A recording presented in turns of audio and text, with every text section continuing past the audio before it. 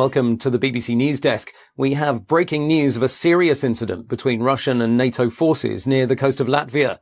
Although the details are uncertain, early reports indicate that a Russian surveillance aircraft was fired upon by naval vessels of NATO forces operating in that region after apparently straying into Latvian sovereign airspace. It's unclear at this stage whether the Russian aircraft was shot down or not. This incident comes in the wake of a similar event some time ago, in which 2 Russian pilots were killed after being shot down by Turkish surface-to-air missiles near the border with Syria. It's not known what caused this latest incident or at exactly what time the conflict took place, but it is believed that it happened earlier today and that Russian forces have returned fire. The government has convened a meeting of the Emergency Cobra Committee, and senior members of the British military have been seen entering 10 Downing Street. There were chaotic scenes earlier today as Prime Minister Theresa May was rushed back to Downing Street as details of the international crisis began to emerge. She had been due to attend a meeting with senior business leaders in the city today, followed by a cross-party governmental committee meeting on electoral reform, but these plans have been cancelled in light of current developments. A government spokesperson said that no statement will be issued until the situation becomes clearer. Kate Miller reports. News of the outbreak of military action between Russia and NATO has been greeted across the globe with expressions of concern and alarm. There are unconfirmed reports that Russian forces have retaliated by engaging in direct fire against several NATO warships. 2 US cruisers, the USS Princeton and the USS Gettysburg, are reported to be in the region, but it's not known if they were directly involved in the incident. The Ministry of Defence has yet to confirm these reports, stating that the situation is changing rapidly and that they'd be making a formal statement in due course, but acknowledging that something very serious has happened. In Europe, senior military leaders have been meeting at regional NATO headquarters, indicating that a response to what they describe as unwarranted Russian aggression is being planned. A general military alert has been issued across Europe, including the deployment of over 50,000 NATO troops to key points along the central border to Russia, and the activation of over 200,000 reserve troops from France, Germany, Holland and the UK. The first contingent of British troops has already left RAF Brize Norton. All military leave has been cancelled, and the mobilisation of all British forces nationally and internationally has been ordered by the government. And we're just receiving reports that at least 1 NATO warship has sustained serious damage as a result of direct fire from Russian forces. Details are unclear and the number of casualties remains unknown, but it's reported that at least 1 vessel has been sunk with major loss of life and that contact has been lost with a further 2 ships in the area. The US president has condemned the Russian military action, calling on President Putin to pull back from what the US government has described as a reckless and warlike posture which can only lead to greater conflict. World leaders have expressed their condemnation of Russian military action, stating their support for US and NATO forces and their hope that a peaceful, negotiated settlement to the conflict can be achieved. The Pentagon has convened a meeting of the Joint Chiefs of Staff, and a worldwide military alert has been declared for all US forces with immediate effect. We'll be bringing you further information on the US response to the situation as details emerge. The conflict in the Baltic Sea continues to escalate, with reports that a number of Royal Navy vessels have joined the battle. It's believed that HMS Lancaster and HMS Duncan are leading the British response, and that HMS Northumberland is en route to provide additional support. The Royal Navy Trafalgar-class submarine HMS Torbay is believed to be in the region, but it is not clear whether it's involved in the conflict. The Ministry of Defence has declined to comment, stating that the military response to the situation would be proportionate, but that it would not be appropriate to discuss any details thereafter. Several destroyers from the Russian Baltic Fleet have been spotted near the coast of Finland, indicating a potential major escalation in the scale of the conflict and increasing fears that the fighting may get out of hand before a political solution can be negotiated. In response to global condemnation of Russian military action, President Putin has stated that Russia will use whatever means are necessary to defend itself, including the use of its strategic military capabilities. Russian forces are already at a heightened state of combat readiness following significant military exercises over recent months and the deployment of the Russian S-400 advanced surface-to-air missile system along the central border between Russia and Western Europe. Reporting restrictions have been imposed due to the sensitivity of divulging troop movements, but we're hoping for an update from our local reporters in the region and from other news networks in due course.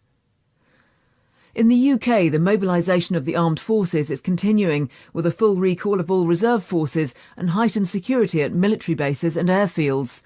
Typhoon fighter jets from 29 Squadron at RAF Coningsby in Lincolnshire and 6 Squadron at RAF Lossiemouth in Scotland have begun patrolling UK airspace, and restrictions on civilian and commercial air traffic have been imposed around military and nuclear power facilities.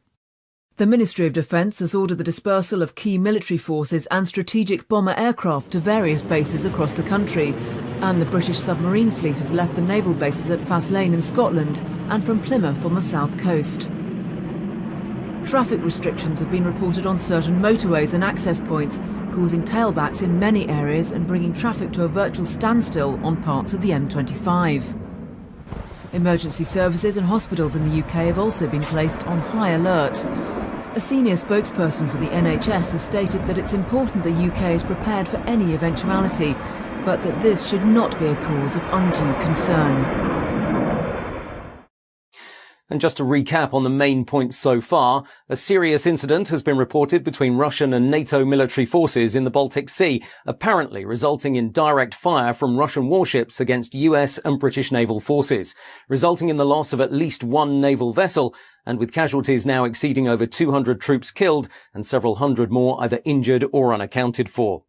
It's not clear when the first incident took place, but it appears that sometime earlier today, a Russian surveillance aircraft was fired upon by NATO forces after apparently entering Latvian sovereign airspace. It's not known whether the Russian aircraft was shot down, and the Russian government so far has neither confirmed nor denied that this incident took place. A NATO spokesperson has reported significant troop movements in Russia near the borders of Latvia and Estonia, prompting fears that a much larger regional conflict is becoming inevitable. A full-scale military response is underway involving combined NATO forces, although the scale and severity of the conflict remains unclear. We're expecting a statement shortly from the British government following an emergency meeting of the Cabinet in a joint session with senior military leaders. It's clear, however, that the situation is extremely serious and is continuing to escalate.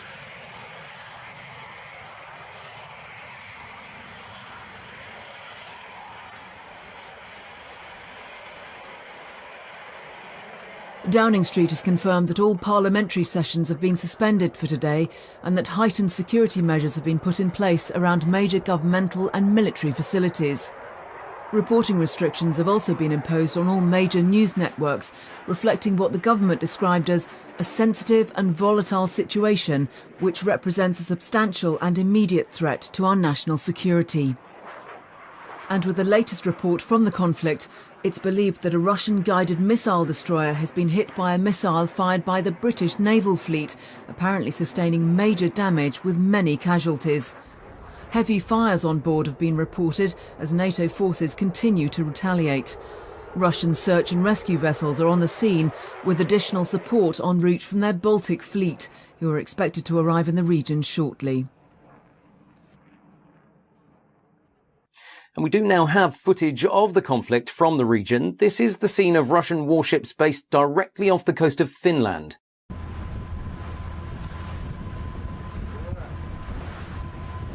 These are truly extraordinary scenes. Russian warships firing directly at US and British forces from NATO in what now must surely represent a state of war.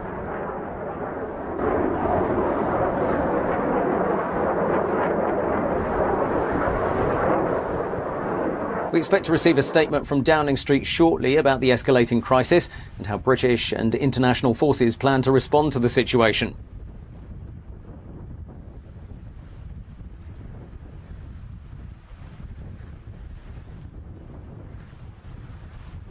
And we've just heard that the government has passed the Emergency Powers Act, bringing the country into a formal state of war preparation and suspending many peacetime activities and functions.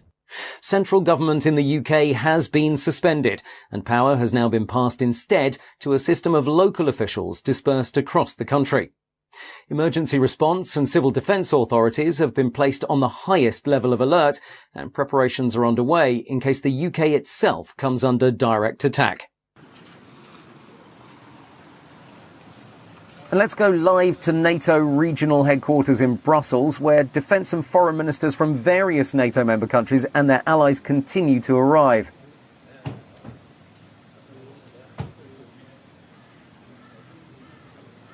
One of the early arrivals is the Belgian Minister of Defence, Steven van der Puut, joining his counterparts from a growing number of NATO member countries and their allies.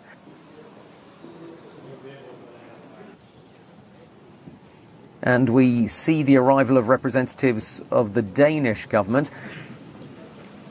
Yes, we believe that this is Michael Zilmer-Johns, the Danish ambassador to NATO. And in the latest update on the conflict, fighter and surveillance quick reaction alert aircraft have left NATO combined air operations centres in Germany and Holland, as well as from NATO air force bases in the Baltic countries. There are reports that Russian heavy bombers have attacked the main NATO air force base in Lithuania, apparently resulting in heavy damage with many casualties. We understand that this is where combined forces from France, Spain and Portugal are based, mainly Typhoon and Mirage fighter jets. We're waiting to hear of any further news on this, but we understand that the attack is ongoing and that Dutch F-16s based out of Malbork in Poland, as well as British Typhoon fighter jets of the Royal Air Force based in Amari in Estonia, are responding.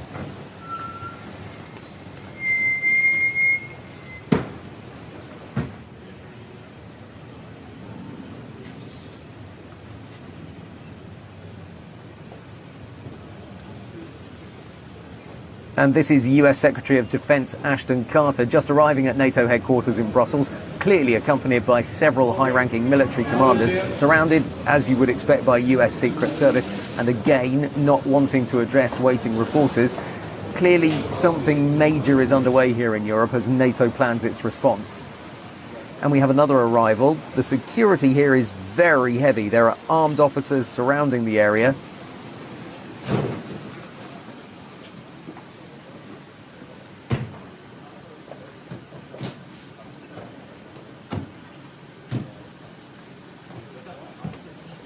And this is the German Minister of Defence, Ursula von der Leyen, speaking with senior military commanders.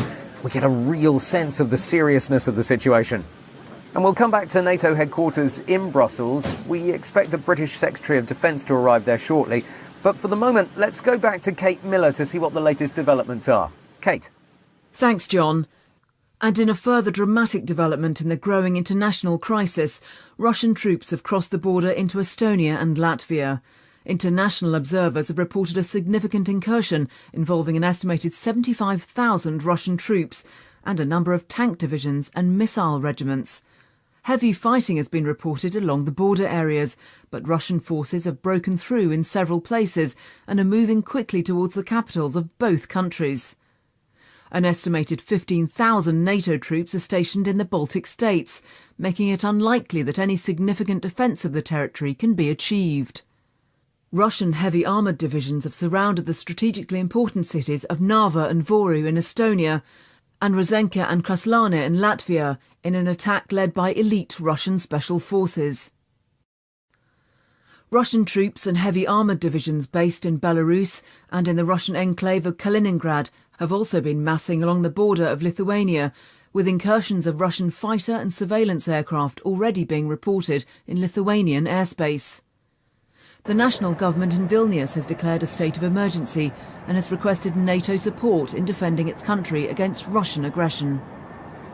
In New York, an emergency session of the United Nations Security Council is underway, and the Russian ambassador to the United States is currently meeting with senior officials at the White House in what's being described as a frank and earnest exchange of views about the growing international crisis. In Moscow, Russian President Vladimir Putin has defended the actions of his military forces, stating that Russia has been provoked beyond measure by years of political and military encroachment by Western nations, and that the time had come to assert its right to defend legitimate cultural and political interests in former Soviet countries.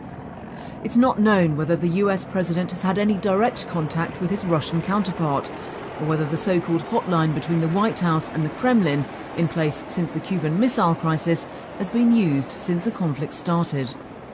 The US President, the US Secretary of State, plus a number of other key political and military leaders have left Andrews Air Force Base in Air Force One and are likely to remain airborne until the crisis is stabilised. NORAD has declared DEFCON 2, bringing all American strategic nuclear forces to a high state of readiness and sending America's strategic bomber wings to their assigned fail-safe points across the globe. All remaining vessels of the US submarine fleet have sailed from their bases, joining an already substantial contingent of naval vessels in international waters. Let's go back to NATO regional headquarters in Brussels. These were the scenes a few moments ago. The British Secretary of State for Defence, the Right Honourable Michael Fallon MP, in Brussels originally to chair a NATO committee on defence planning, but now arriving at this emergency meeting of international NATO leaders. Many of the government ministers and representatives we see today were already in Brussels for various NATO Council meetings. Others have been rushed here to join the emergency session of senior military and political leaders.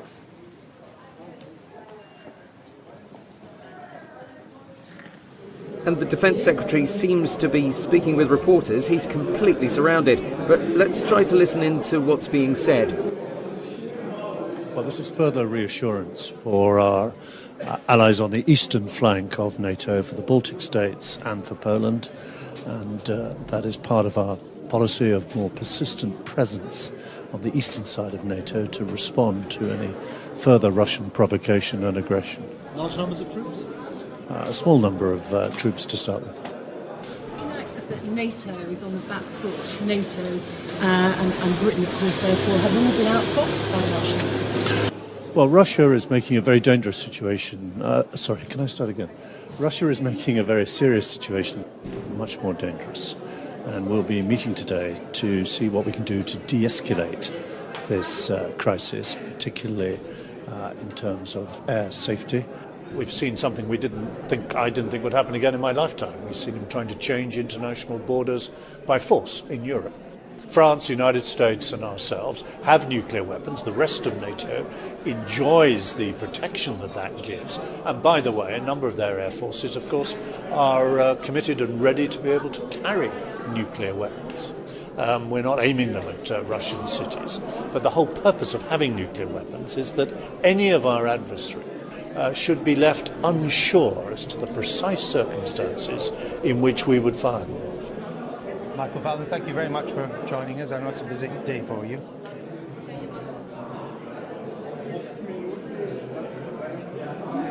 And just to recap quickly on the main points so far, things have been moving very quickly from what started earlier today as a rumour that NATO forces had fired on a Russian surveillance aircraft, to a situation where Russian forces are engaging in ongoing heavy combat with combined forces from different countries in the NATO alliance. Russia has invaded Estonia and Latvia with an estimated force of 75,000 troops and a number of tank divisions and missile regiments. The international response has also been significant. Israel has warned against any moves against its territory and has declared a state of national emergency. China has advised NATO to use caution in the way it responds to the ongoing situation in Europe. A spokesman from the US State Department has confirmed that Chinese officials have also warned the US against any military activity in the South China Sea from its bases in the Philippines, stating that any such action would be interpreted as an act of aggression and would be dealt with accordingly. North Korea has declared its support for Russia and has begun mobilizing an estimated 300,000 troops along the border to South Korea, increasing concerns that the growing military crisis in Europe will spread to other international locations. The governments of South Korea and Japan have expressed their concern at the increasingly belligerent statements of the North Korean government, stating that the nuclear capabilities of North Korea remain unknown, but represent an immediate and significant threat. There are reports of massive troop movements within Russia, and there are real concerns that this conflict might escalate rapidly. Reuters news agency has reported that the much-feared Topol-M mobile missile launchers are being moved into strategic positions along the central frontier to Europe, so Russia is sending a very clear signal to NATO's Central Command. The representatives of the Polish government have just arrived. Surely they'll have serious concerns about Russian military intent, especially given their proximity to the Baltic states. Polite smiles all round, but the sense of urgency and tension is clear. And almost straight away we have another arrival. I'm not completely sure which country this delegation's from. This is live from Brussels. We can really feel the sense of urgency and tension in the air. Security is extremely tight and very few of the representatives really want to stop and talk to the media. Clearly, this is a situation of the utmost seriousness and no doubt a full military response is being planned. And in breaking news, Buckingham Palace has announced that the Queen and senior members of the royal family have been evacuated to a secure location outside London. No details have been given, and it's not clear when exactly the evacuation took place, but sources indicate that the decision was based on advice from the Defence Secretary, who's currently attending an emergency session of senior NATO military leaders in Brussels. The Queen is apparently fully aware of the ongoing situation and is being kept informed of developments as they occur. Buckingham Palace has said that they will not be issuing a formal statement beyond this announcement, but that they urged people to remain calm and to monitor the situation closely.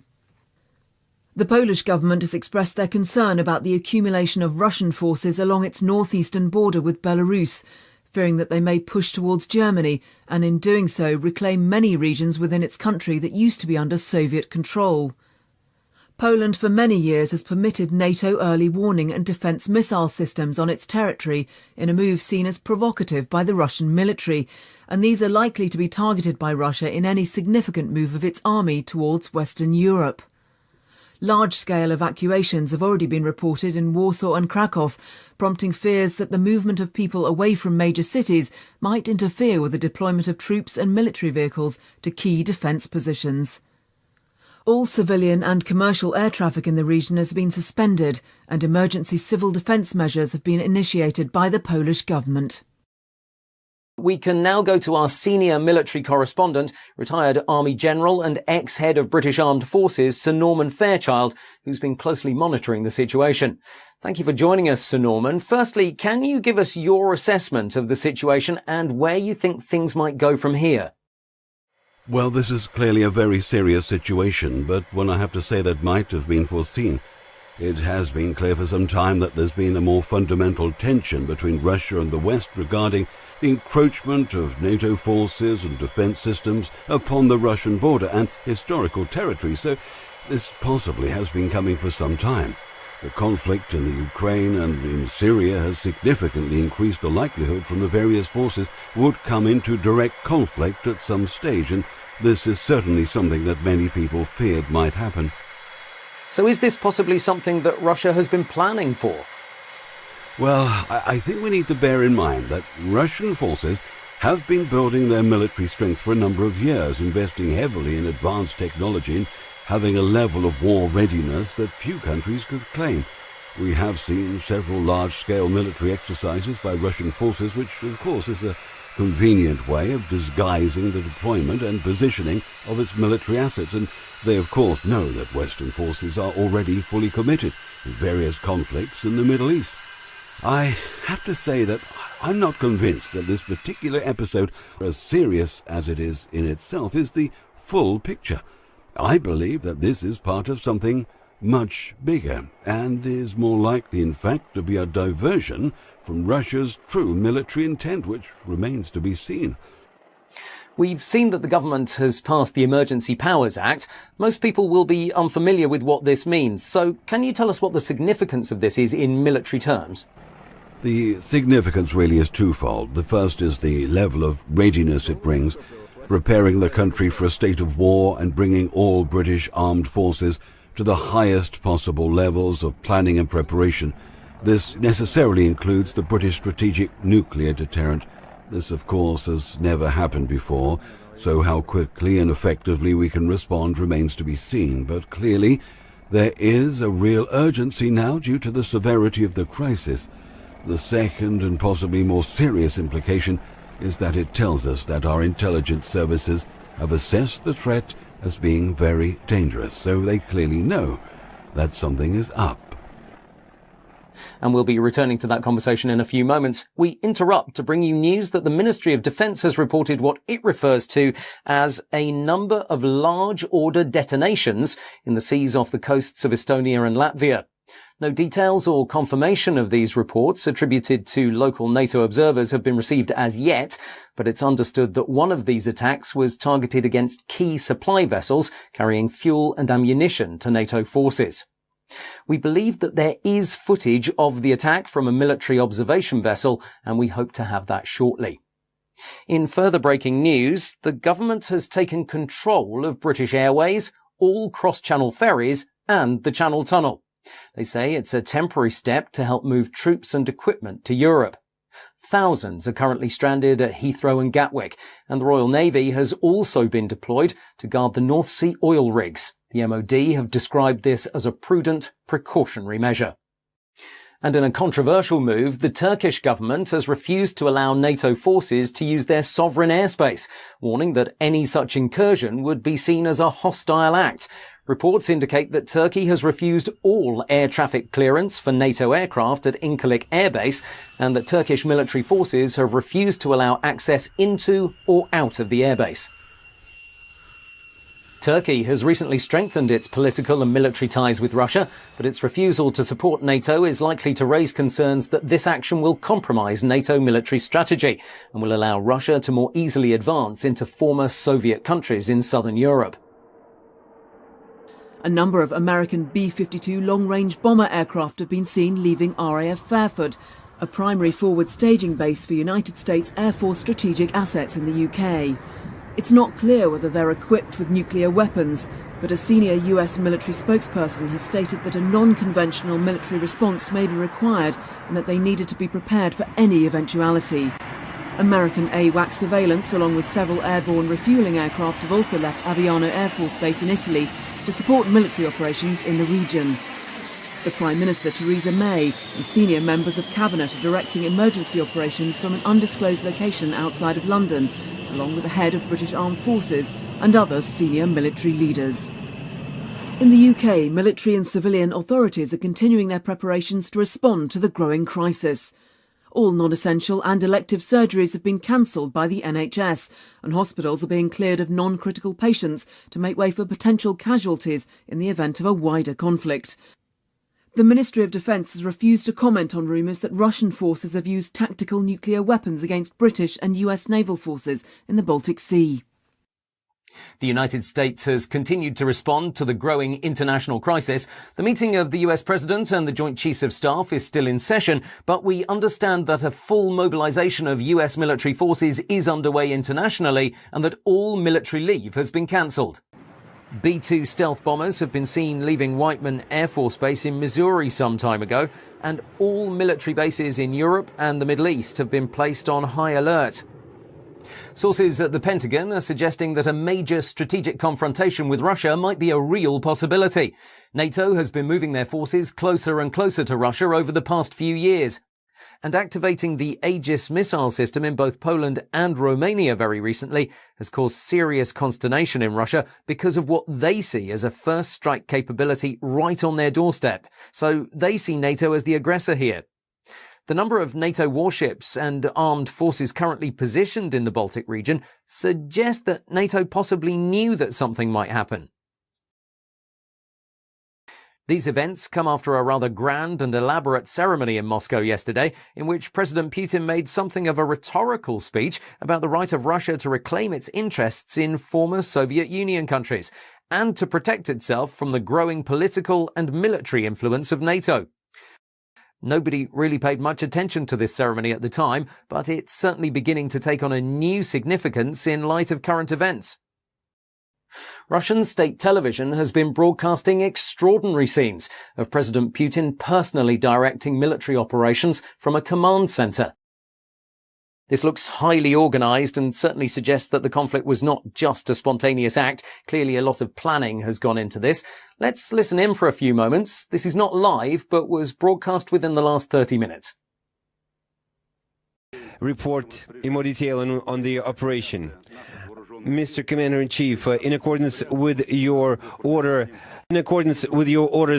we have intensified our aerial airstrikes together with intensifying the sorties Our plan foresees engaging aviation sorties, long-range aviation from Russian-based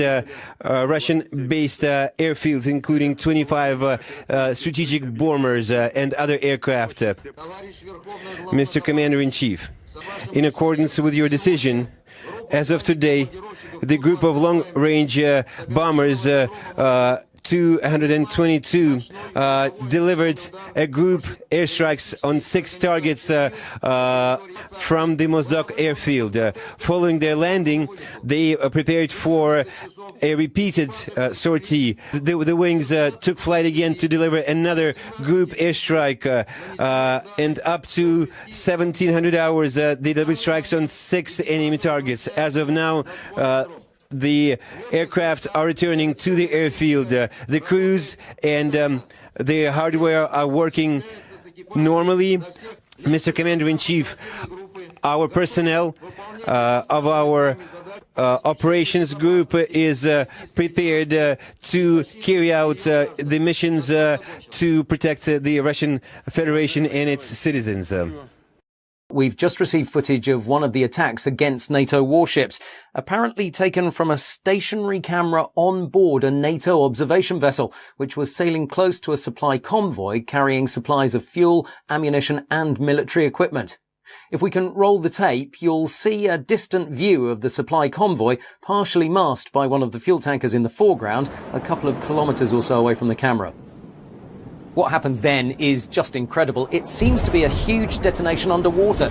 The blast itself was about half a mile wide and must have wiped out at least a dozen vessels in one go. Let's go straight to our military expert for his view on this incredible footage. Can you tell us what type of weapon you think the Russians are using here? I have to say that this is very disturbing. This is not a conventional torpedo by any means, and there is no doubt in my mind that Russia are using a nuclear-tipped torpedo, which generally has a yield of around 10 to 20 kilotons, and certainly would be capable of delivering the type of impact we've seen in this footage. And I have to say that this brings us into a completely different type of game. There is absolutely no way that NATO can compete against this type of weaponry by relying purely on its conventional forces. So the question is how they will choose to respond in light of these developments. And we're receiving alarming reports that Russian special forces, backed by fast attack helicopters and paratroop regiments, have crossed the southern and northern borders into Finland, moving quickly towards Helsinki and sending NATO forces into disarray as they try to respond to this massive Russian attack. We don't have any further details at this time, but this is evidently a move towards Sweden and Norway in what must be a major push towards Western Europe. We understand that the Russian Northern Fleet, led by the Kirov-class battlecruiser Peter the Great, has taken up a strategic position in the Norwegian Sea, and we believe that they have very considerable military assets, such as fighter jets, advanced amphibious and landing craft, Akula-class submarines, and of course hundreds of cruise missiles, including those capable of carrying nuclear warheads. Having already crossed the border into Latvia and Estonia, and now into Finland, the looming question is how far Russian forces will go. Will they continue to advance and to defy NATO's declared policy of defence by all means, including the use of tactical nuclear weapons? We're now being joined by our colleagues at the BBC studios in Manchester, who'll be helping us as we bring you live news. Let's hand over for the moment to my colleague Simon Kendall. Simon. Thanks, John. We've been watching the situation with concern and we'll be providing any updates and information possible. We're also here in case Broadcasting House in London needs to be evacuated, which we believe is a possibility. Our military expert Sir Norman Fairchild will also stay on the line with us for the time being. But for the moment, let's get the latest news from Kate Miller. Kate? Thanks, Simon. We're just receiving reports that the Russian Air Force has bombed several military installations in Poland and that Russian tanks and heavy armoured divisions have crossed the border from Belarus into Poland just west of the city of Brest, which must surely mean that they'll push directly towards Warsaw. Russian paratroopers have surrounded the strategically important port of Gdansk and heavy fighting has been reported in the area. We've also had news that the Russian Air Force has attacked NATO missile defence systems in Romania and that Russian paratroopers have taken control of Odessa in Ukraine. Warships from the Black Sea Fleet have been spotted off the coast of Romania, and reports indicate that Russian special forces have landed just north of the city of Constanta. The NATO military base at Deveselu in Romania has been hit by cruise missiles fired from the Russian guided missile frigate Admiral Grigorovich, with over 40 confirmed fatalities and heavy damage to buildings and runways.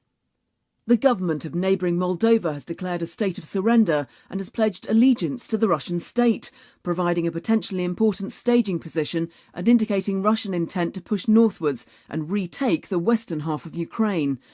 An estimated 20,000 Russian troops are reported to be massing on the border of Belarus, just north of the Ukrainian capital of Kiev, furthering concerns that a complete invasion of the former Soviet country is underway.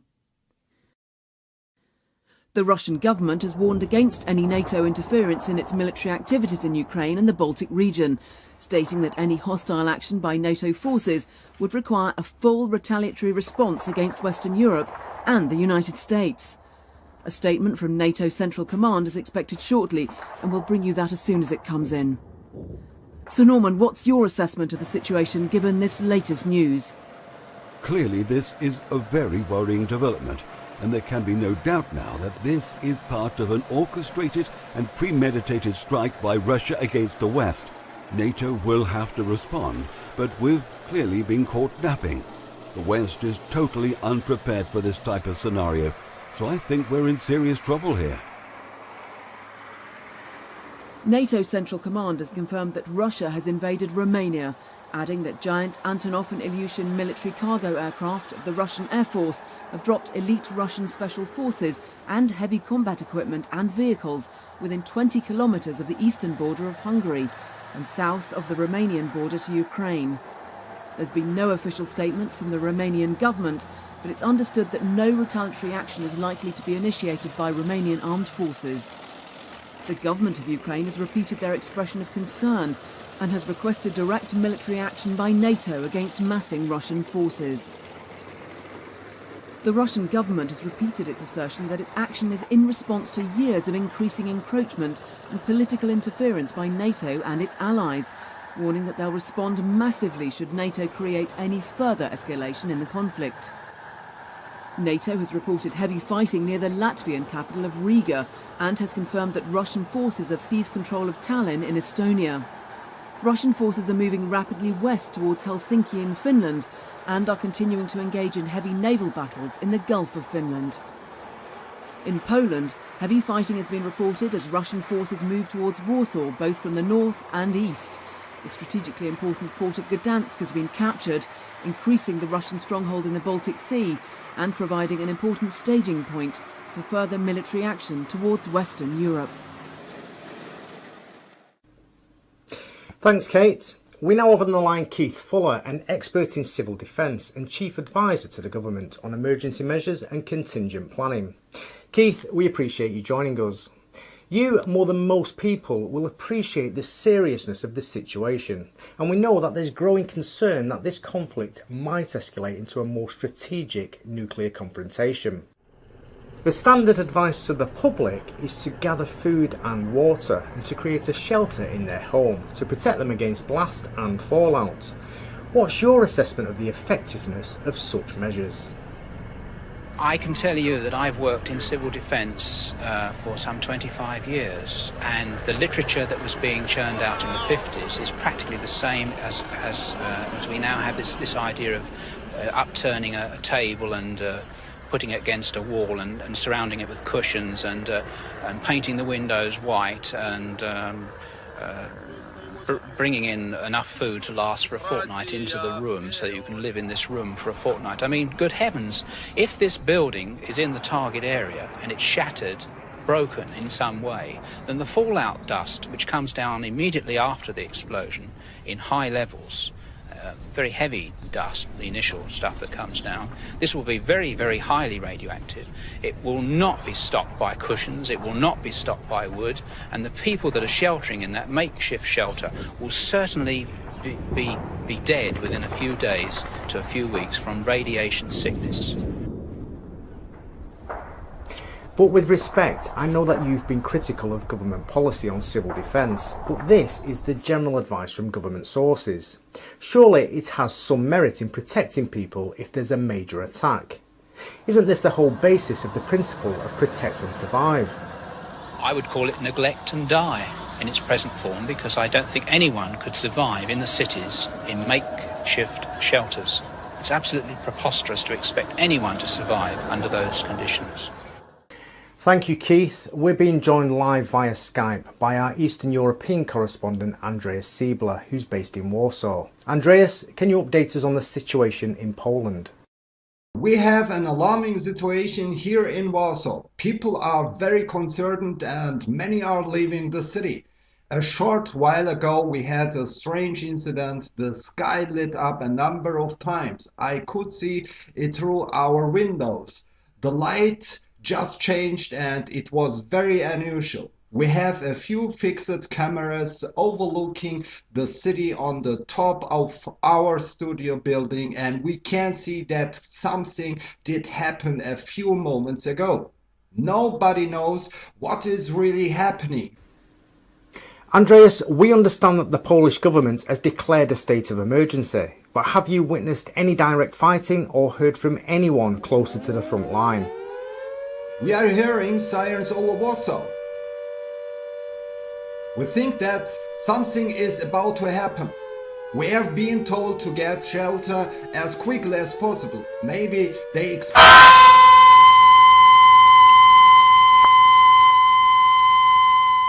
I'm sorry, but we seem to have lost our connection with Warsaw. We'll try and clarify the situation there and hopefully reconnect as soon as possible. But for the moment, let's go back to Kate Miller to see what the latest developments are. Kate. Thanks, John. The leader of the Labour Party, Jeremy Corbyn, has complained that the government is not telling the public the whole truth about the conflict, arguing that people have the right to know what's happening and what danger they face. The Mayor of London, Sadiq Khan, has ordered emergency announcements to be broadcast and has instructed that all underground stations be immediately open to members of the public to provide shelter against a possible air attack on the capital.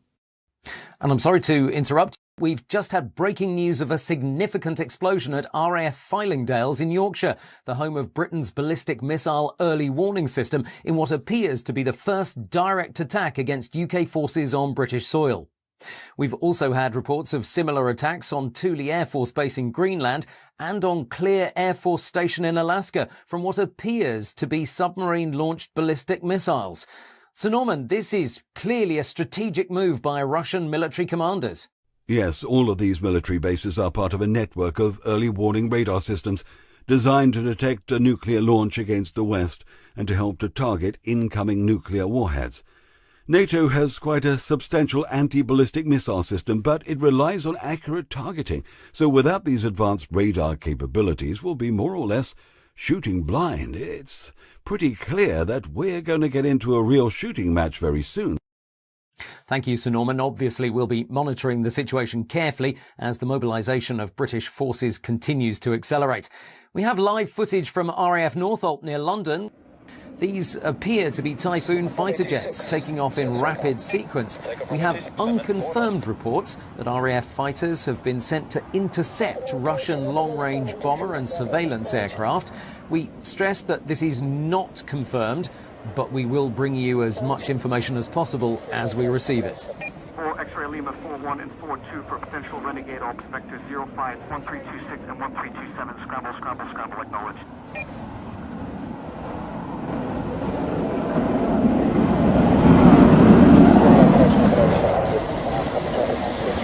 This is quite a powerful image, the weather obviously deteriorating somewhat. Clearly heading straight to a high altitude as quickly as possible. The men and women of the Royal Air Force on their way into what must be a very uncertain future. Victor 7, your assessment of Death Code 1. Secure the permits. Over.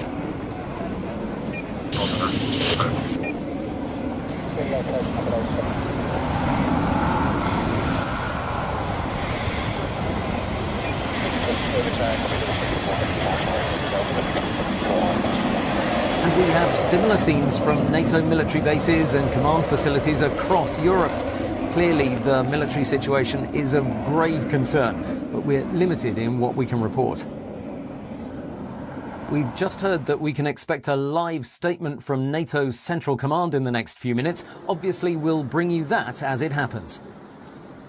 And we've just had news that the US ambassador and senior consulate staff are being evacuated from central London. Clearly, something has gone terribly wrong. Heavily armed US Secret Service personnel are escorting US diplomatic staff to waiting helicopters and military aircraft.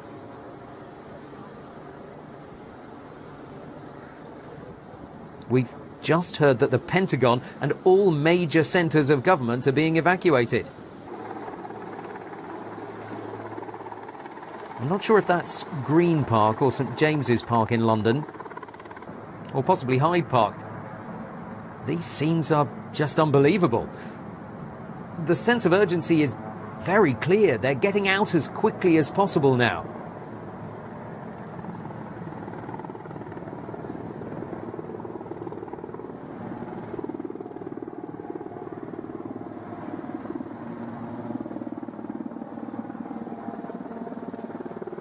This is certainly a very frightening scene. All US military bases in Europe have been ordered to get their remaining aircraft into the air in what appears to be a frightening escalation in the conflict. And we're now going live to Brussels for a statement from NATO regional headquarters. Let's listen into this live broadcast.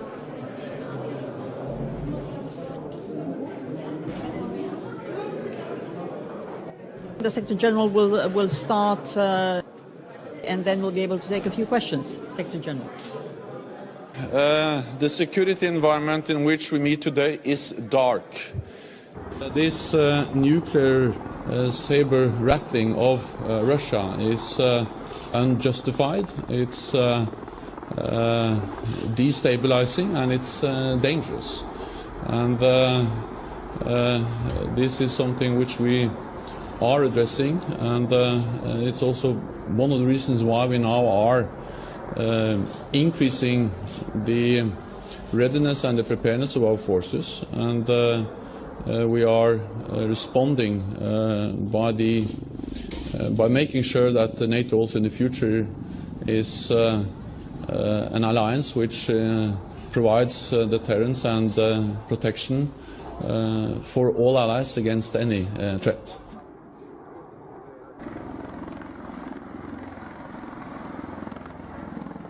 And we've just had reports of a major detonation at Beale Air Force Base in California. We've had amateur footage from a number of sources in Sacramento that clearly show a huge cloud from what appears to be a massive explosion in the distance. Beale Air Force Base is part of the US Ballistic Missile Early Warning System and is a very important strategic target. We're receiving several videos and photos from news agencies indicating that something very serious has happened in California. We're expecting a statement from the Federal Emergency Management Agency at any time now. And we've just had a statement in from NATO Central Command. Western forces have used battlefield nuclear weapons against advancing Russian troops in eastern Poland, and have also confirmed the destruction of the Russian city of Kaliningrad, which was a major military centre and submarine base. The Polish capital of Warsaw has been hit by a nuclear detonation, estimated to be in the 1 megaton range, targeted at advanced NATO positions to the east of the city, with no casualty figures as yet from its population of 1.7 million citizens. American B-2 strategic bombers have attacked Russian military bases in Belarus, and B-52 long-range bombers continue to approach Russian sovereign airspace. A NATO spokesman has said that efforts to contain the conflict are ongoing, and that the American and Russian presidents are in direct contact at this time. The US president has assured the American public that everything is being done to resolve the situation peacefully, and that the US government remains confident that the conflict can be contained. There are rumours that major Russian cities are being evacuated, and that a national civil defence programme is underway to move citizens to underground shelters and subway systems.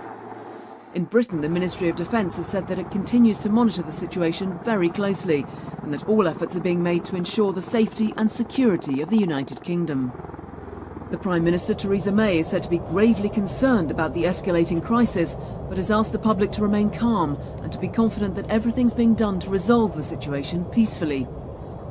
The Archbishop of Canterbury and other senior religious leaders have asked people to come together in prayer at this time of great peril and to have faith that goodness will prevail over the forces of destruction.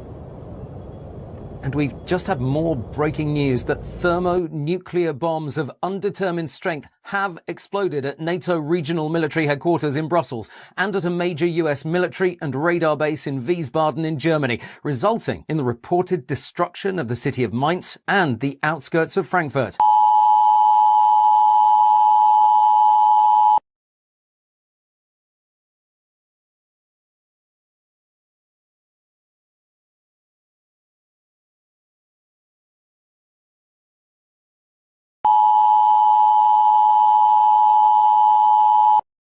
This is an emergency broadcast from the BBC.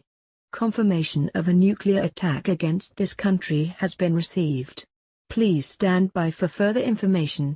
This is not a test.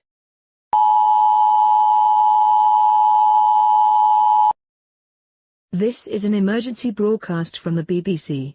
Confirmation of a nuclear attack against this country has been received. The threat level is extreme, meaning that a major attack is imminent.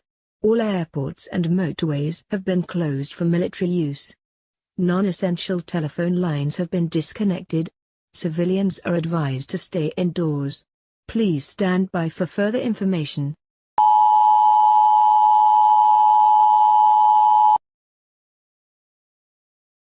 This is an emergency broadcast from the BBC.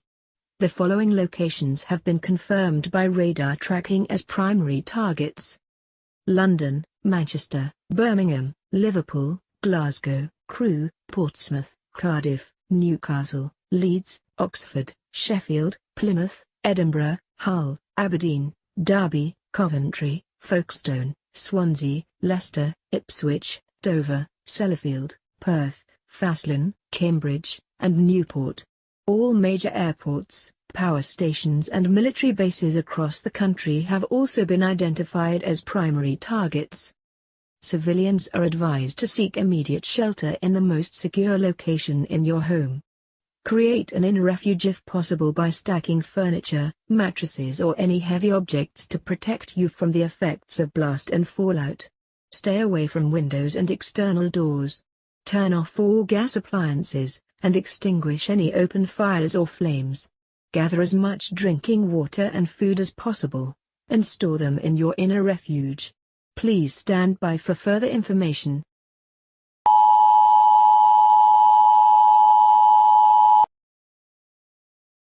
This is an emergency broadcast from the BBC.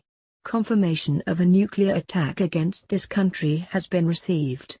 When nuclear impact is imminent, the attack warning red signal will be broadcast. The attack warning red signal will be sounded when nuclear impact is expected to occur within 90 seconds. When you hear the attack warning red signal, it means that your life is in danger and that you must act immediately. Seek immediate shelter in your inner refuge, or in the most secure location available to you. Do not go out of doors. Do not stay in any location where you might be exposed to the direct flash from a nuclear detonation, and do not look at the nuclear flash as this can cause permanent blindness or damage to eyesight. Right now you should focus on collecting water, food and other essentials. Store them in your inner refuge. Collect any medical supplies, clothing and bedding you might need. Bring a battery-powered radio if possible, as this may be the only way of getting information after the primary attack. Gather books, reading materials, and a torch and batteries if you can. You will need to remain in your inner refuge for at least 14 days, due to the lethal effects of radioactive fallout. Please stand by for further information.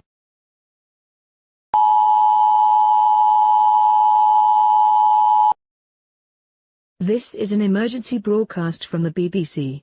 Confirmation of a nuclear attack against this country has been received. After the main nuclear attack is over, it is unlikely that any rescue or firefighting resources will be available. Radioactive fallout and damage to infrastructure and transportation links will make it difficult for your local civil defense authority to reach you within the first week of an attack. Store your food and water carefully, and use fresh produce first, leaving canned or preserved foods for later. Do not leave your shelter to seek out medical assistance, food or drinking water, as radioactivity levels will be extremely dangerous for at least the first 7 to 10 days. If you have any fatalities as a result of the attack, you should wrap the body as tightly as possible in paper, polythene, sheets or blankets, and move the body to a nearby. Attack warning red. Attack warning red. Seek immediate shelter. Seek immediate shelter. Attack warning red. Attack warning red.